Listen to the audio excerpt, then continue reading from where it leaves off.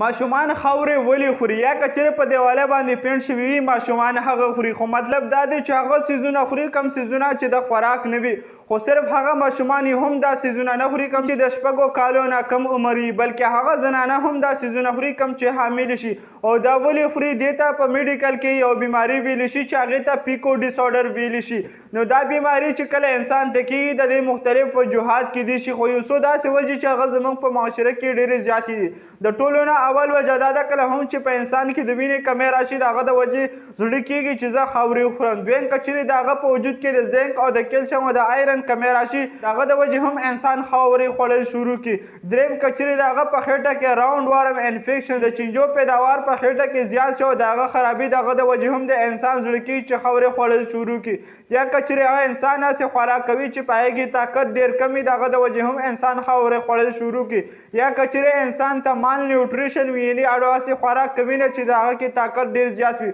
د هغه د وجې هم ماشومان او انسانان خاورې خوړل شروع کړي دا یو بیماري ده چې دې ته پیکو ډیسارډر ویلی شي یا که چېرې هغه ته مینټل ډیسارډر یعنې ذهني بیماري وي د هغه د وجې هم انسان خاورې خوړل شروع کړي لکه انټلیکچوال ډیسیبلیټي شیزوفرینیا شو یا سپیکټرم ډیسارډر شو دا به یو سیټ طرف ته کړو خو کوم انسانان او ماشومان چې خاورې خوري نو زیاتر په غټو الفاظو کې به موږ دا ووایو چې د وینې کمی وجود کې چې د طاقت کمزورتیا او د چینجو زیاتوالی راشي د هغه د وجې انسان خاورې خوړل شروع کړي دې علاج ډېر سمپل دی د څه د وجې چې دا خاورې خوري د هغې وجې علاج وکړي شي نو په خپله دا ټیک کېږي همدغه شان میډیکل انفارمیشن دپاره ډېر مستقیم در سره فالو کړئ او دا ویډیو در سره مخکې شیر کړئ شکریه الله حافظ